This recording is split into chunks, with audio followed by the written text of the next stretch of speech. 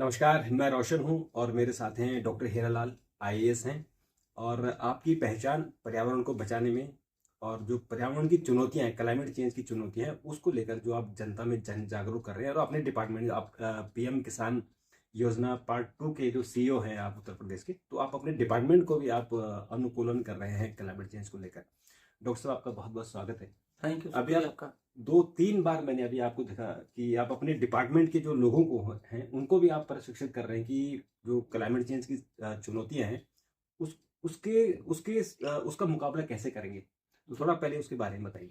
देखिए, इस समय मेरी जो पोस्टिंग है वो वाटर शेड डेवलपमेंट कंपोनेंट प्रधानमंत्री कृषि सिंचाई योजना 2 की है। ये उत्तर प्रदेश के 34 जिलों के 52 परियोजनाओं में 580 करोड़ की एक परियोजना है 5 साल की, जो अभी इसी मार्च में 4 साल पूरी हो गई। उसका मैं सीईओ हूँ। तो उसको इम्प्लीमेंट करना, वो उसका जो थीम है वही जल जंगल जमीन को कैसे बचाया जाए, जल जंगल जमीन को बचा करके कैसे हम लोग उस परियोजनाओं में एक मॉडल क्रिएट करें। ठीक है, ये भारत सरकार के DOLR भूमि संसाधन मंत्रालय कृषि ग्रामीण मंत्रालय का एक प्रोग्राम है। देखिए, लोगों को ये पता नहीं है, एक ये बहुत कड़वी सच्चाई है, लेकिन लोगों को ना पता है ना एहसास है कि हम सभी लोग खतरे में हैं। मेरा सेंटेंस से सुन के कि खतरे में है लोग चौंकेंगे, लेकिन ये सच्चाई है और लोगों को पता नहीं है। खतरा यह है कि हमारी जो दूसरी माँ है, पृथ्वी माँ है, वो खतरे में है। और जो हमारी दूसरी माँ पृथ्वी माँ है, ये जल जंगल जमीन से बनी है। और जल जंगल जमीन की क्या हालत है, ये मोटा मोटा सतही नॉलेज काफी लोगों को हो गया है। तो जब जल जंगल जमीन खतरे में है, जिसकी वजह से हमारी धरती माँ खतरे में है, तो हम सब खतरे में हैं। यही एक समझने के लिए बात है। तो ये जो मेरा विभाग है, वहाँ के अधिकारी कर्मचारी करीब 1000 कर्मचारी हैं कृषि विभाग के। मैंने जब कार्यभार ग्रहण किया, जो मैंने इनसे क्वेश्चन किया, पूछा, तो इनको ये सब चीजों का उतनी गहराई से एहसास नहीं है। अधिकांश लोग इसमें भी सतही जानकारी रखते हैं। तो उसमें एक कैपेसिटी बिल्डिंग का कंपोनेंट है। तो मैं इनको कैसे करना है, क्या करना है, क्यों करना है, कैसे धरती माँ को बचाना है, कैसे जल जंगल जमीन को रिस्पेक्ट करना है, सुरक्षित करना है, रक्षा करना, सुरक्षा करना है, कैपेसिटी बिल्डिंग कर रहा हूँ। देखिए, जब तक आपको नॉलेज नहीं होगा तब तक आप करेंगे नहीं, और करेंगे भी तो गलत करेंगे। तो इसी संदर्भ में जो अभी आप जिक्र कर रहे हैं कि हम लोग टेरी जो है वो वाटरसेट कंपोनेंट में एक ब्रांड है, जलवायु परिवर्तन में एक ब्रांड है इंस्टीट्यूशन। हमारी गाइडलाइन में प्रोविजन है कि ऐसे जो ब्रांडेड इंस्टीट्यूशंस हैं उसमें कर्मचारियों की कैपेसिटी बिल्डिंग किया जाए। तो इसीलिए हम 2 बार करीब 150 लोग लेके आए। और अभी हम IIT कानपुर का जो जलवायु परिवर्तन विभाग है, क्लाइमेट चेंज सिविल इंजीनियरिंग का, वहां भी हम 150 लेके गए थे। तो 800 में करीब हमने 450 की इस तरह से ट्रेनिंग में करा चुका हूँ। और अभी जो बचे उनकी भी ट्रेनिंग करानी है। और जब तक जलवायु परिवर्तन में लोगों को हम दक्ष नहीं करेंगे, जब तक उनको एहसास नहीं होगा कि नहीं, अब अगर हम ये नहीं करेंगे तो बचेंगे नहीं, तब तक वो सेंसिटिविटी नहीं आई। बिल्कुल। तो ये मोटो था। बिल्कुल। दूसरा ये है कि अभी आपने देखा 2-3 दिन पहले कि उत्तर प्रदेश, बिहार और आपका झारखंड, छत्तीसगढ़ तक इतनी भयानक बारिश हुई और तूफान आया कि लगभग 100 से ज्यादा लोग इसमें मरे।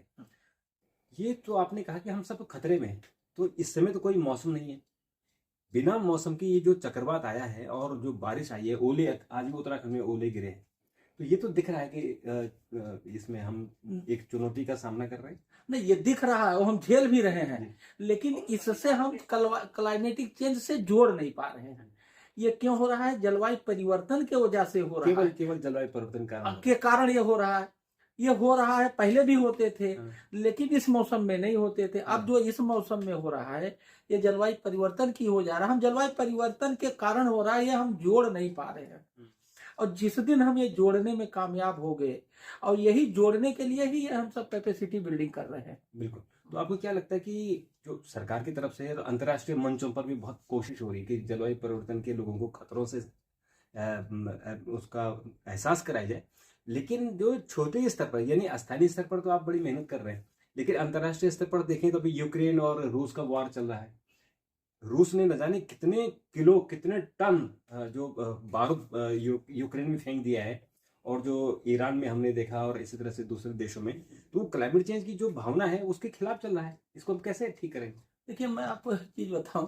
अभी मैं दिल्ली में मैं आज अपना हमारा दिल्ली में इंटरव्यू ले रहे हुए, दिल्ली में तो लोधी से हुए देखा कि कुछ धुएं धुएं जैसा हाँ। निकल रहा। मैंने ड्राइवर से पूछा, ये जो पोल पे धुएं, कहेंगे स्प्रिंकलर लगा के पानी की बरसात कर रहे हैं। अब एक रोड पे तो आपने पानी की बरसात कर लिया, कहाँ कहाँ करेंगे? इतना वास्ट है, इतना ये है। हाँ। ठीक है, तो वो स्प्रिंकलर एक शुरुआत है, ऐसे बहुत कुछ करना पड़ेगा अगर हम अभी और तुरंत नहीं चेते। अब जो बात आप कह रहे हो, एडवोकेसी खूब हो रही है, इसमें कोई दो राय नहीं। सीओपी हो रहा है, कई तरह के प्रोटोकॉल हैं, काफी इंटरनेशनल ऑर्गेनाइजेशंस का फोकस, गवर्नमेंट का फोकस इस पर हो गया है। ये तो हो गया एडवोकेसी। लेकिन ग्राउंड करना कहाँ है? ग्राउंड स्तर पे करना है। तो जब तक ग्राउंड स्तर पर लोग नहीं करेंगे, और करें वो तरीके से करें, साइंटिफिक करें, ठीक है। मान लीजिए वो कर भी रहे हैं, वो गलत कर रहे हैं, तभी हमारा नुकसान होगा। तो इतने वास्ट लोगों तक, जो मतलब हर गली, हर मोहल्ले, हर गांव में लोगों तक पहुंचना, और उनको सही जानकारी देना, और उनसे सही काम करा करके क्लाइमेट परिवर्तन के कुप्रभाव, दुष्प्रभाव, डिजास्टर को रोकना, ये बहुत बड़ा चैलेंज है। तो हुआ क्या, एडवोकेसी शुरू हो गई, टॉप से बातें शुरू हो गई, अब धीरे धीरे ये टॉप टू डाउन जा रहा है। क्या अभी गया नहीं, अभी मिडिल में ही है। मैं तो यही मानता हूँ, अभी वो कॉन्फ्रेंस रूम तक सीमित है। हाँ, मतलब वो जो है टॉप से धीरे धीरे धीरे धीरे लैंडिंग हो रही है। समय, अब ये लैंडिंग बहुत जल्दी हो जाए, यही सबका प्रयास होना चाहिए, समय ना लगे। ऑलरेडी हम डेंजर में हैं। जैसे अभी 100 लोगों की डेथ हो गई, बेमौसम बारिश हुआ, ये हुआ। पहले पानी रिमझिम रिमझिम धीरे धीरे होती थी, और पानी में वो बरसात की बूंदें पृथ्वी में गल करके और चली जाती थी। अब ऐसा नहीं होता है। 1 घंटे के अंदर मतलब इतना पानी बरस देगा कि फ्लडिंग हो जाती है, और जमीन में जाने का मौका पानी को नहीं मिलता। तो ये जो पहले रिमझिम रिमझिम बारिश होती थी, अब वो अचानक फ्लैश बारिश हो रही है। ये भी जलवायु परिवर्तन का कारण है, लेकिन हमें नहीं पता है। अच्छा, आपका एक अनुभव है इसमें, आपने जो मॉडल गांव शुरू किया था, और उस मॉडल गांव में जो तालाब सूख गए थे, उनमें फिर जो है रिचार्ज हो गए। वो जो एक छोटे स्तर पर था, आपका जो है बांदा गांव का स्तर था। हालांकि बाद में फिर बहुत सारे जिले उसमें शामिल हुए। उसको आपने और कहाँ कहाँ इम्प्लीमेंट किया, और क्या आपने सरकार को क्या सलाह दी कि इस तरह के अगर आपने प्रयोग किए तो जो नदियां सूख रही हैं, जो हमारे तालाब सूख रहे हैं, उनमें हमें हेल्प मिलेगी? देखिए, ऐसा है, जो बांदा में हमने प्रयोग किया वो कोई नया प्रयोग नहीं था। वो इम्प्लीमेंटेशन प्रॉब्लम है, वो गवर्नेंस प्रॉब्लम है। तालाब बचाओ, नदी को गंदा ना करो, ये आज का नियम कानून नहीं है। हजारों नियम कानून है, लेकिन वो धरती पे लागू हो, धरती पे उस नियम कानून का पालन हो, या नहीं हो रहा था। हमने बांदा में एज कलेक्टर ये करके दिखा दिया कि ये हो सकता है। क्या, और जब हमारा हो गया तो उत्तर भारत सरकार के जो सचिव थे उस समय, यूपी सिंह साहब, वो बांदा आए, 2 दिन देखे, उसके बाद हमारे उस मॉडल को पूरे देश में लागू करने की कोशिश किए। उमा शंकर पांडे जी वही जखनी के हैं, उनको इसी में पद्मश्री भी मिला। अब चूंकि क्लाइमेट चेंज का परिवर्तन इधर 5-6 साल में खूब हुआ है, इसका असर भी खूब दिखने लग गया, और हल्ला भी खूब हो रहा है। तो तालाब को लेकर नई नई स्कीमें, जैसे अमृत सरोवर का कॉन्सेप्ट आया, इसी तरह से नदी जोड़ो, नदी साफ रखो, बहुत सारी स्कीमें आई हैं। हमारे यहाँ कानून में, हमें नहीं कहते कानून में अमेंडमेंट की जरूरत नहीं है या नए कानून की जरूरत नहीं है। ऑलरेडी इतने कानून हैं, अगर हम उन्हीं को उतार दें, इम्प्लीमेंट ठीक से करें। हाँ, हमारे यहाँ इम्प्लीमेंटेशन मेन प्रॉब्लम है, जो मेरा व्यक्तिगत अनुभव है। और जब मैं लोगों से डिस्कस करता हूँ, जनप्रतिनिधिगण से, आम जनता से, तो वो भी यही कहते हैं क्या, कि गवर्नेंस इम्प्लीमेंटिंग प्रॉब्लम है। क्या, एक प्रॉब्लम और भी हो गई है, सप्लाई और डिमांड हो गया है, टॉप डाउन है, बॉटम अप होना चाहिए, पब्लिक पार्टिसिपेटरी होनी चाहिए। जो जनता चाहे वो करो, डिमांड सप्लाई मत करो, जनता को साथ लेके करो, ठीक है। तो ये गवर्नेंस इशू है, इसी पर मेरी पीएचडी है, इसी में मेरी डीलिट है, role of ICT, role of communication in achieving good governance. तो ये जो गवर्नेंस को लेके प्रॉब्लम्स हैं उसको मैंने ठीक किया। तो ये तो मैंने प्रैक्टिकली भी इसको देखा और थ्योरेटिकली भी पढ़ा, तो उससे भी मुझे मदद मिली जमीन पे काम करने में क्लाइमेटिक चेंज के फील्ड में। बिल्कुल। अच्छा, एक चीज और बताइए, क्योंकि अभी एक स्टडी ये भी आ रही है कि 2100 तक, यानी कि 2025 साल है, अगले 75 सालों में ये हो सकता है कि हमारी गंगा यमुना जितनी हमारी जो हिमालय जो हमारे ग्लेशियर में पिघल जाएंगे और जो नदियां सूख जाएंगी। तो इस पर आपका कितना अध्ययन है? क्योंकि इससे पहले अभी आपके पास शारदा नदी थी, और मैं देख रहा था कि शारदा नदी को कैसे ठीक किया जाए, उस पर आप बड़ी मेहनत कर रहे थे आप। तो ये मैसेज कुछ है कि हम अपनी नदियों को कैसे बचाएं? जैसे जो ये ग्लेशियर वाली बात आप कह रहे हैं, इस पर बहुत सारी स्टडीज हैं, बहुत सारे टॉक हैं, बहुत सारी बातें हैं कि ग्लेशियर धीरे धीरे पिघल रहा है, और ये जो आप दिक्कत कह रहे हैं आने वाली है। तो ये भी क्लाइमेट चेंज और उसको भी क्लाइमेट से जोड़ के देखा जा रहा है। इस पर भी बहुत साइंटिफिक लोग या जो इस दिशा में काम करने वाले लोग हैं लगे हुए हैं। तो क्लाइमेट चेंज ने हमें कहीं छोड़ा नहीं, कहीं नहीं छोड़ा, हर फील्ड में वो हमें हिट कर रहा है, हार्ड हिट कर रहा है। गांव में कर रहा है, गली मोहल्ला में कर रहा है, खेत में कर रहा है, नौकरी में कर रहा है, एजुकेशन में कर रहा है, बीमारी में कर रहा है, वो कहीं नहीं छोड़ रहा। मतलब वो 360 डिग्री हमें अटैक कर रहा है कि हम बचें ना। यही तो मैं कह रहा हूँ, हमारा जीवन खतरे में है। खतरे में। अच्छा, ये बताइए कि अब चूंकि आप तो लगे हुए हैं और आप एक सरकारी तौर पर भी आप काम कर रहे हैं और निजी तौर पर भी आपने जितना आपके पास सैटरडे संडे जो भी छुट्टी होती है आप इसी काम में लगे रहते हैं। इसको बड़े स्तर पर कैसे किया जाए कि जो आपकी भावना है वो जमीन पर आ सके, यानी वो इम्प्लीमेंट हो सके? देखिए, बड़े स्तर पे तभी होगा जब इसमें, देखिए ये जो क्लाइमेट चेंज की प्रॉब्लम है, ये सबकी प्रॉब्लम है, ये हर व्यक्ति की, चाहे वो छोटा हो चाहे बड़ा हो चाहे बुजुर्ग, सबकी प्रॉब्लम है। तो सबकी प्रॉब्लम है, तो जब तक सब लोग मिलके इसका समाधान नहीं करेंगे तब तक नहीं होगा। अब अगर ये सोचे सरकार करके लेकर दे, जब तक सरकार और समाज दोनों मिल करके इसको हल करने में नहीं लगेंगे, अब पेड़ लगाना है, उसको जिंदा रखना है, तो सबको पेड़ लगाना चाहिए और सब लोग उसको जिंदा रखें। पेड़ लगा करके फिर वो मर जाता है। पेड़ लगाना बहादुरी नहीं है, पेड़ को जिंदा रखना बहादुरी है। एक बात, जितना सांस आप लेते हो इन्वायरमेंट से, हम जो सांस इस समय ले रहे हैं वो किसी पेड़ पे ने पैदा किया, वो पेड़ हमने लगाया नहीं। तो एक तरह से देखा जाए तो वो हम चोरी कर रहे हैं इन्वायरमेंट से। हमें उतना काम करना चाहिए। हाँ, तो हम एक तरह से, अगर सिंपल समझाने के लिए मैं हम हवा चोर हैं। अगर हम उतना पेड़ लगा करके उतना हवा वापस कर दे जहां से ले रहे हैं, तो अगर ये भावना जिस दिन, इसी तरह से जो पानी हम पी रहे हैं या यूज कर रहे हैं, किसी न किसी ने ले जा करके उसको बरसात में बचाया है, अब वो हमने तो बचाया नहीं, तो हम पानी चोर हो गए एक तरह से देखा जाए। तो हम जितना पानी यूज करते हैं उतना पानी हम बरसात में, जब ऊपर वाला हमें फ्री देता है तो हमें बचाना चाहिए, अन्यथा हम पानी चोर की श्रेणी में आएंगे। इसी तरह से जितना हवा हम इनहेल करते हैं ऑक्सीजन, उतने पेड़ लगा करके उतना पैदा करके प्रकृति में देना चाहिए। ये तभी संभव है जब जन जन इसमें इन्वॉल्व हो। जन जन इन्वॉल्व तभी होगा जब उसको लगेगा हम खतरे में आ गए, तभी तो हम कह रहे हैं कि हमारा जीवन खतरे में है। बिल्कुल। और जो आप एक भागीरथ प्रयास कर रहे हैं, उस प्रयास का कुछ तो असर दिखेगा और दिख भी रहा है, जैसे हमने बांदा में देखा।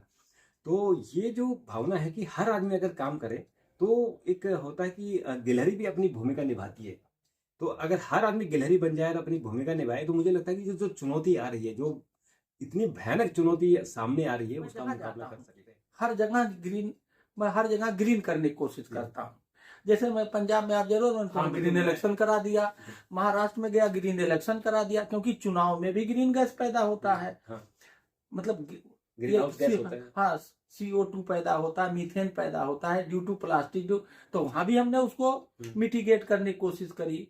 तो हर आदमी को इसी तरह से जहां जाओ आपके दिमाग में रहना चाहिए, मेरे किसी भी काम की वजह से, मेरे किसी भी एक्शन एक्टिविटी की वजह से क्या जलवायु परिवर्तन को बढ़ावा ना मिले। बिल्कुल। और डॉक्टर साहब, थोड़ा सा उसके बारे में और बताइए, क्योंकि पंजाब में मैं खुद गया था, वहां जहां आपने ग्रीन इलेक्शन किया था, पाए थे जी। और आपने वहां प्लास्टिक बिल्कुल बैन कर दिया था, और कैसे आपने लोगों को जोर दिया था कि अगर हम इसको ग्रीन, मतलब कैसे हम पर्यावरण के प्रति अगर हम लोगों को सचेत कर सके, ऐसे मुंबई में आपने किया। उसका कुछ लोगों ने पीएचडी भी शायद उस पर किया, रिसर्च पेपर किए, हाँ, तो उसका क्या वो दिखा जो जो लोगों ने रिसर्च किया? देखिए ऐसा है कि इस पर तो एक आईआईएम रायपुर ने केस स्टडी बनाया है, हाँ। ठीक है ना। इस पर कई और भी कई तरह की बातें चल रही है, जैसे टेरी वाले भी कह रहे हैं हम इस पर पीएचडी का टॉपिक बनाएंगे। और अच्छा, ये जो ग्रीन इलेक्शन है कोई नई बात तो है नहीं, ये करीब 100 देशों में कहीं कहीं ग्रीन इलेक्शन पार्टी है। अभी जो यूनाइटेड में, यूएस में ही है। हाँ, यूएस में भी चुनाव लड़े, भले नहीं जीते लेकिन पार्टी ने चुनाव लड़ा। हाँ, अभी यूके में जो है 4 एमपी जीत गए ग्रीन पार्टी से। हमारे यहाँ भी एक आदमी ने बहुत पहले ग्रीन पार्टी बनाई थी, वो चली नहीं, जिनका नंबर मैंने आपसे लिया था संपर्क करने के लिए। वो भी बहुत कोशिश कर रहे हैं। हाँ, बहुत कोशिश कर रहे थे, उनसे मिल भी नहीं पाए।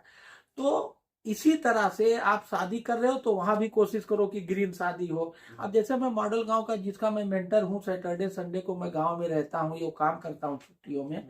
अब हम लोग ग्रीन गांव की तरफ जा रहे हैं कि गांव को कैसे ग्रीन किया जाए, गांव के पानी वाटर लेवल को कैसे बढ़ाया जाए, गांव को ग्रीन कैसे किया जाए।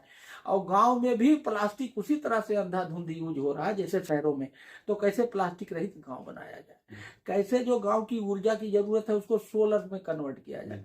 इस दिशा में हम लोग हमारे कई गांवों में प्लास्टिक बैंक बना दिया, पानी बचाने के लिए मेड़बंदी कर दिया, जो हमारे मॉडल गांव हैं।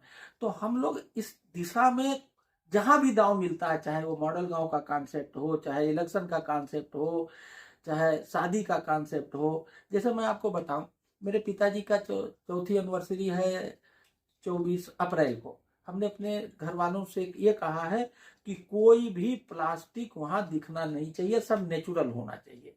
मिट्टी का बर्तन, मिट्टी का कुल्हड़, पत्तल में खाना, जो भी कुछ हो वही ग्रीन। तो मैं जहां जो भी करता हूँ, सोचता हूँ, सब ग्रीन ही करने की कोशिश करता हूँ। और यही सोच सब में आनी चाहिए।